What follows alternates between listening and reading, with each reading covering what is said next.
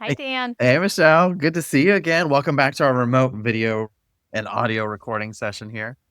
I know, given the chance, I think I like recording with you in person first, and then we can like each make our multiple cups of coffee and Yeah, I agree. It's more fun to do it it's more fun to do it in person because I think we get to do more banter, more catch up. But I will say there is something about because we've been doing more video stuff, it does seem like the video processing is maybe a little better over remote. I don't know why.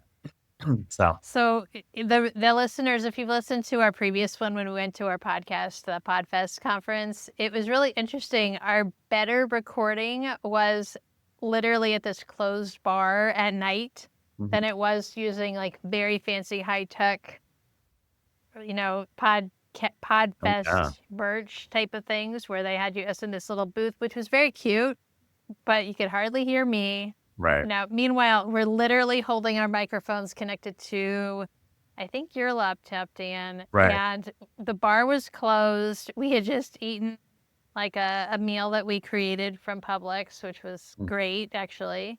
And it worked just as well. Oh, yeah. I think the moral of the story is we should go to more random bars and record sessions.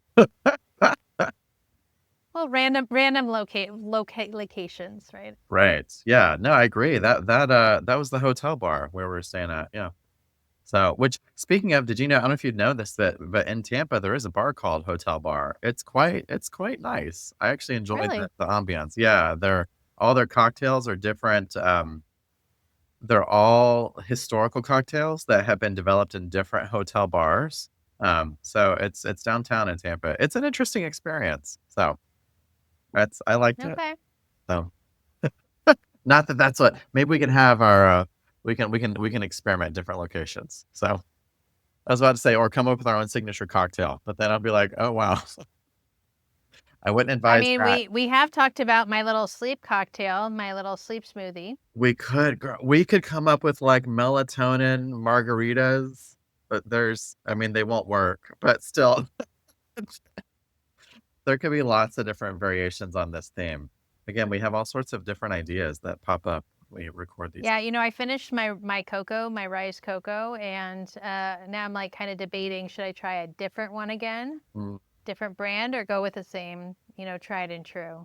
I know you mentioned the mushroom coffee, and then you know what's about to drop is the new season of that sci-fi thriller show where the mushrooms take over the people. So You know, it feels like we might be right there already.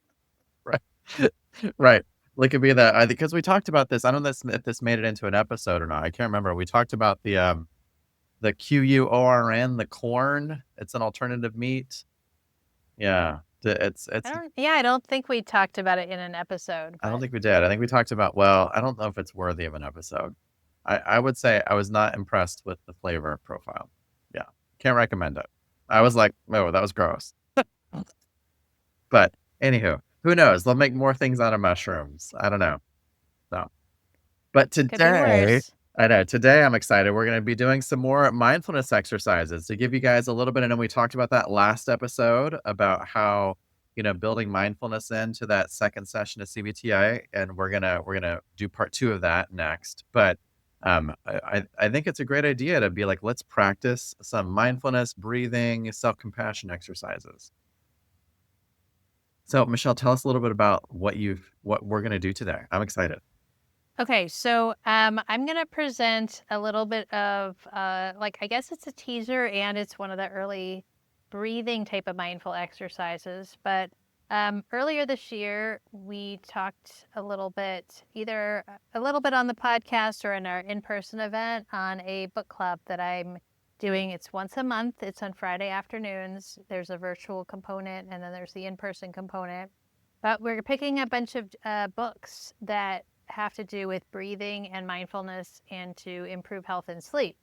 And on the breathing component, there's a lot of very good mindful techniques that start with focusing on your breath. So when someone talks about doing a breath work type of exercise, particularly one with sleep, you want to keep it very, very simple.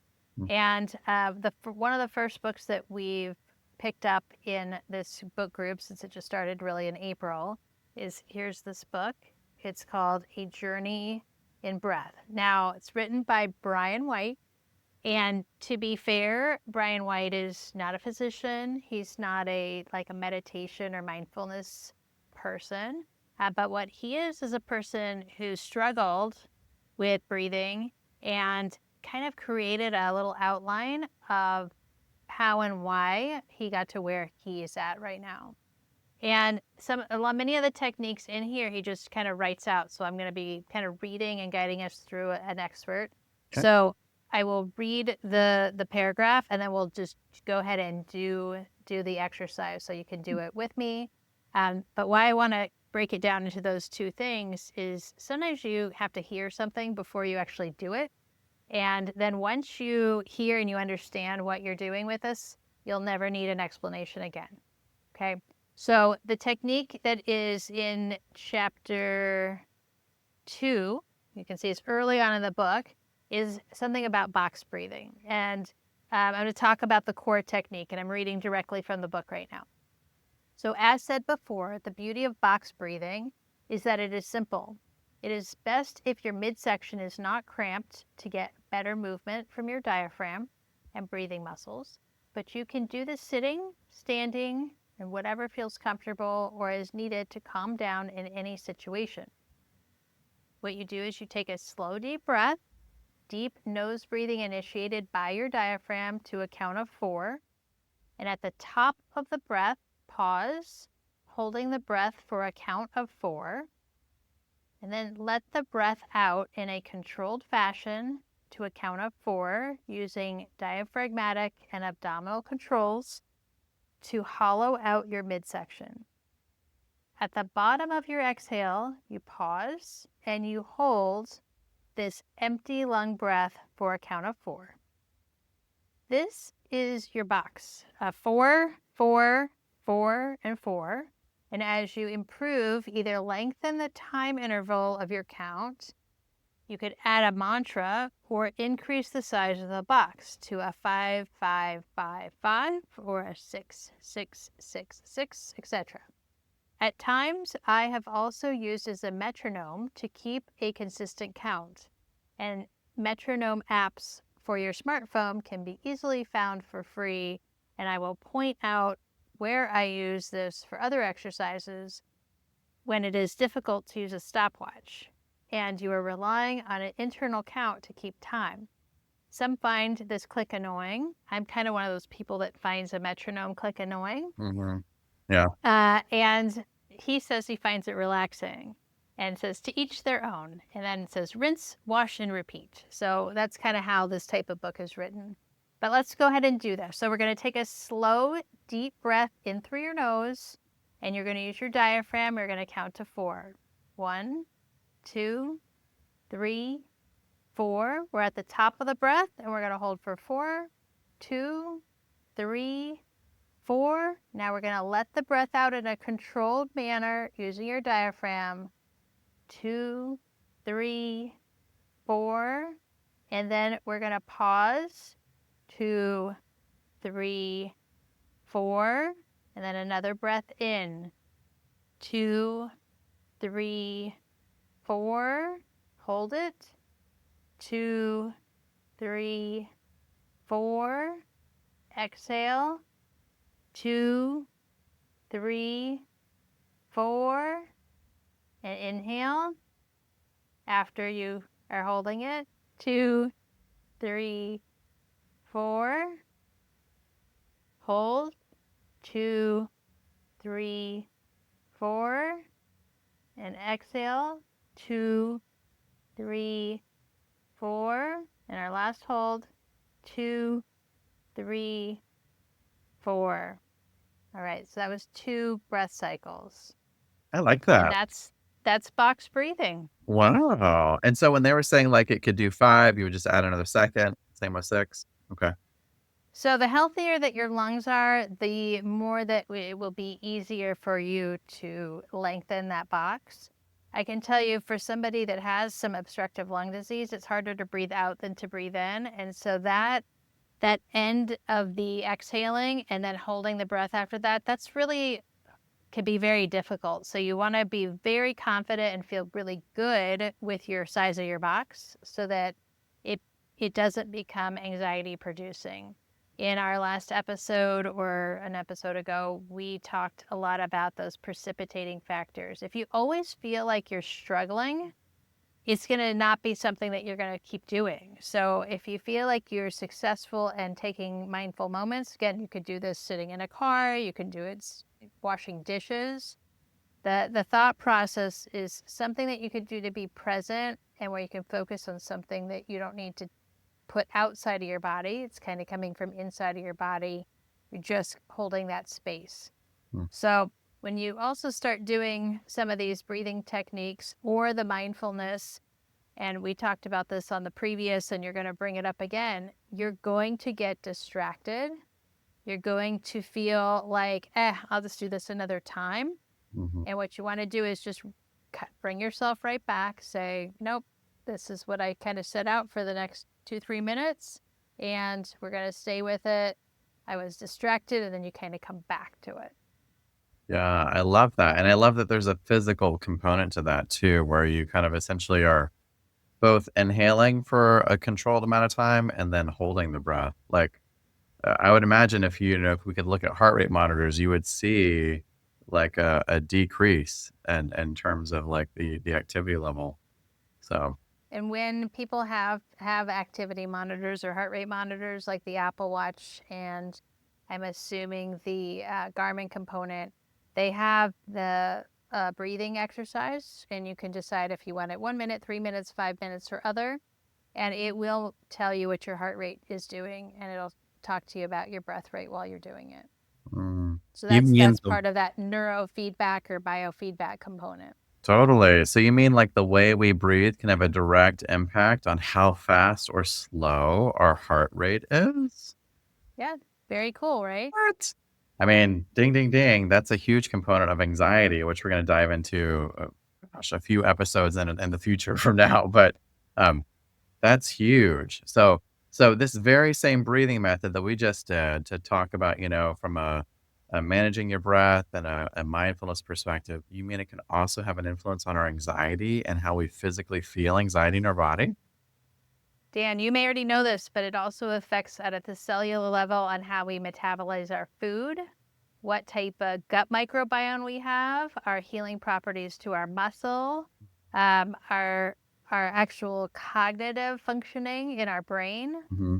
So our level of inflammation. I mean, there's really not a lot where it doesn't touch on. Yeah. I mean, I know we've talked about this offline too, because there's a breathing technique for those that are kind of living with sleep apnea as well. And I feel like all of these things it's another way to address, a condition that doesn't require a device outside of you. It's just your human body. So, which Yeah, and that's really my initiation of getting started with this class is, we could sit and do breathing techniques, but there are yoga classes that teach breathing techniques, and there are martial arts that teach breathing techniques. Some people that are starting on a more sedentary level have kind of gravitated more to well, let's learn about it, and then let's do a portion of it where we're actually going to practice what we learned. yeah, absolutely. And where do people find out more about how to join your class? Like how to get connected, how to pay you? How does that work? Oh, so on my website, thedosleep.com, it's a component of the Sleep Tampa Bay. There's a link to click on it, or just write to me directly via email. But yeah, I think we've talked about that before. You can tell your friends, you can have like the best of intentions, and you're like, oh, like I don't have time, or I'm not going to do it. So Right. we're trying to keep it very short and repetitive. Hmm. But we're using different books, and really every book about breathing, it may call it something different. It may call it the Wim Hof breathing or pranayama or Kundalino yoga or the Kundalini yoga. Uh-huh. Or just this guy, oh, here, let me explain and how I Oh, understand the the box oxygen advantage breathing. method. Yes. Right. Yeah. Yeah. So, this guy, there's pictures of him in the book, and he's wearing one of the Patrick McEwen masks. Okay. Yeah, it's very interesting. I But love he it. looks like a bandit because he does that. So I'm gonna write to him, say, just redo your pictures. Okay. So if people wanna join the class, do they have to wait until it ends, or they can join now? They can join anytime? You can join at any point. You just pop in and you can join any point. There's a list of the books that we chose for the first 3 books. Okay. Patrick McEwen's book, James Nestor's book is in there. Patrick McEwen's book is really long, Right. so we're only reading a few chapters of each book each month, Yeah. and so it gives it ample time to practice. Okay. Good. I love that. Well, good. And then this is gonna dovetail nicely. We're gonna do a self-compassion kind of exercise here too. Oh, I'm excited. Tell me about that. Yeah. Well, because, we talked about last time too, again, with those predisposing, the precipitating and then the perpetuating kind of factors.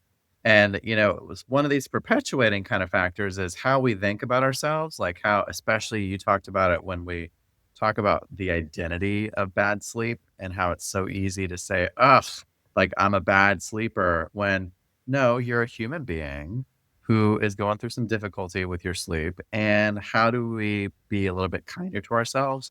And this is relevant from a conditioning perspective, which we're going to talk all about in part two, CBTI session two, part two, as coming out next.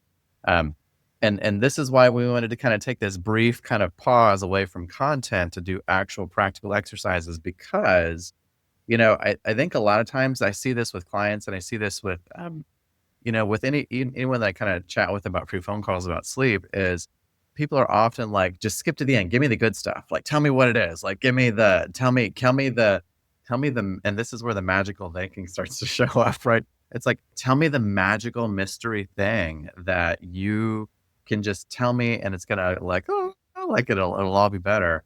And there is no magical thing. This is it. This the doing, like what we're doing right here on this, episode of the podcast.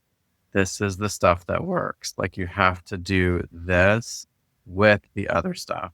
Um, and I love that we're kind of reinforcing that again with this episode. Um, but so self-compassion here. So what I want to kind of do here is I want all of our listeners, all of our viewers, you can either close your eyes and keep them half open, you can keep them open if you want to, but I just want you to get in a position that is comfortable for you. And I just want you to settle into, we're not going to change the rate or rhythm of your breathing. I just want you to settle into a natural rate and rhythm of your breathing where you're at comfortably. I would say if you're driving, maybe don't do this while driving because you might get a little relaxed. Um, and I just want you to close your eyes, clear your mind, and I just want you to simply reflect for the next few moments. I want you to think about a various time when you've had a close friend who is struggling in some way. Maybe they had a misfortune, maybe they failed at something, maybe they felt inadequate about something. And in this scenario, you were feeling fairly good about yourself, like you were pretty confident. And I just want you to pay attention to how did you respond to your friend in this situation? Like, how do you typically respond? What are some of the words that you say? What tone do you say those words in? What does your posture look like? And maybe even more importantly, what does some of your nonverbal gestures look like? Maybe your hands are doing something or the way you hold yourself. And I just want you to gently kind of take note of the various times of how you respond when you've had a friend, a close friend, someone you really care about, and they've been struggling in some way. And you respond to them. I just want you to notice that. Good. And now I want you to think about a few times when maybe you were struggling with something. Maybe you had a misfortune or you failed at something or you felt inadequate. Maybe you had a poor night's sleep. And I want you just to typically think about how do you respond to yourself in these situations? What words do you say to yourself? What tone do you tell yourself these words? Whether it's, auditory, like spoken out loud, or even just internal to your own mind. What does your posture look like when you're talking to yourself? And again, maybe even most importantly, what do your nonverbal gestures look like? Do you clench your fist? Does your walking gait or your walking kind of speed change at all? Like, think about things that your body's doing that you're not consciously aware of, and yet you're doing it. And I want you to take notice of that. Again, you're noticing a time when you have struggled in some way. Maybe you've had that misfortune, or you failed at something, or you felt inadequate. And finally, I want you to consider the differences between the way that you treat your close friend when they're struggling and the way that you treat yourself. I just want you to simply notice any patterns that you might see. And I also want you to pay attention to if you find yourself judging yourself. Like maybe you're like, oh, yep, I do a bad pattern here, or nope, I do good things. We're not here to label it. I just want you to simply take notice of it. This is mindfulness, by the way. You're simply observing the pattern, just like you would observe the leaves on the stream. And as you're kind of doing that, as you're noticing those differences between how you treat someone you really care about and how you treat yourself, I just want you to be aware of that pattern and that difference. And most of us tend to gravitate towards a pattern, and we're going to pause here with that experience here. So those of you that have been, in a little bit more restful state, you can kind of open your eyes up and kind of join us back here again. And Michelle, like, what came up for you as you were kind of doing this exercise? Like, what came to mind?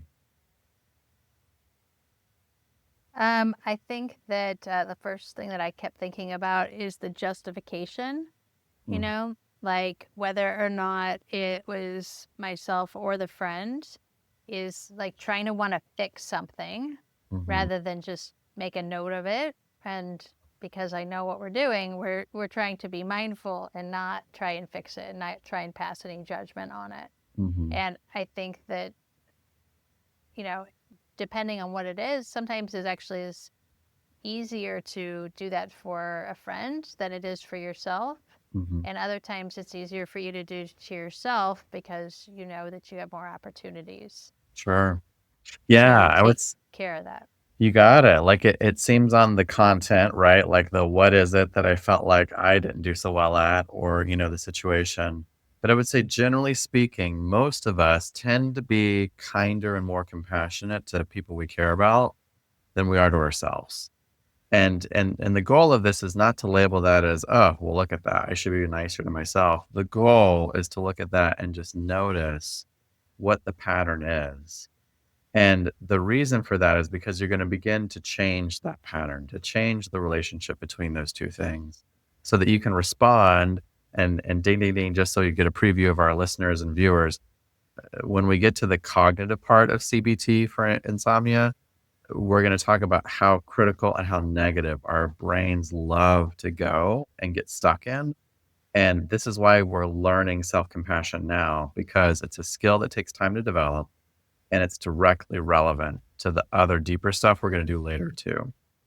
So this is where I want you to kind of just notice it for right now, and then we're going to kind of continue working on ways to change that as we go too. So just like with And the just breathing. remember it's all normal. I mean, if you don't do this, you are shockingly just not admitting it because it's just it's a normal part of how humans are built is to have our consciousness try and take over our subconscious. And really, our subconscious is where our fears and some of our belief systems live. Mm-hmm. And consciousness is just trying to explain some of that. Oh yeah, So 100%. enjoy kind of that process and also enjoy the process, even if it's with sleep and you wake up in the middle of the night. Enjoy that. It's a normal part of the night. The perseverating and the perpetuating, factors that make you so frustrated and angry are because you're in that conscious justification type of state. So just the awareness, and then come back to something that's, self like affirming that you're human and that you're okay, or Mm-hmm. come back to something that you're really good at, like maybe like the breathing, the getting into the box breathing, or just breathing in and out. Mm-hmm. Absolutely. And because of kind of the social comparison and I was actually thinking about like in social psychology, there's this social kind of comparison kind of theory where essentially we start looking to our peers. And what's interesting is that it's not just our peers, it's our expectation of our peers. And people that have sleep difficulties have this expectation that everyone else is getting better sleep than me. Like there's something uniquely wrong about me when what exactly what you're saying a few moments ago, Michelle, you're human. You're a human being. You want to get better sleep. And here's the key thing. Your body can get you better sleep. We just have to step out of the way of it doing that. And that's the stuff that you're really learning as you're going along on the journey with us. So Just remember whether or not you're a great sleeper or where you could kind of improve upon things, this podcast can be for you too. I mean, we all run into these issues, and that's why I love talking about sleep so much. It's something you get to revisit all the time, and when it feels really good, it feels fantastic. mhm. And when you feel like you could do a little bit better, it still feels good knowing that you're on that path to getting better. Yeah, absolutely. Absolutely. We all go through bouts of like difficulty with sleep. So, but all right. Well, until next time, Sleep Nation, look for part 2 of our CBT for Insomnia session 2. And we hope you And our special 100th episode. I know that's a big deal. That's a big deal. And all listeners, kind of keep an eye out for Michelle's kind of book club class that you can also join into. So if you enjoyed the breathing method from today, this is another opportunity for you to kind of get in, get involved, like get some accountability with it, start learning some different things. I also think, Michelle, we got to do the one for sleep apnea. But that's a separate idea later. But yeah. So all right. Well, looking forward to seeing you guys next time. All right, bye. Bye.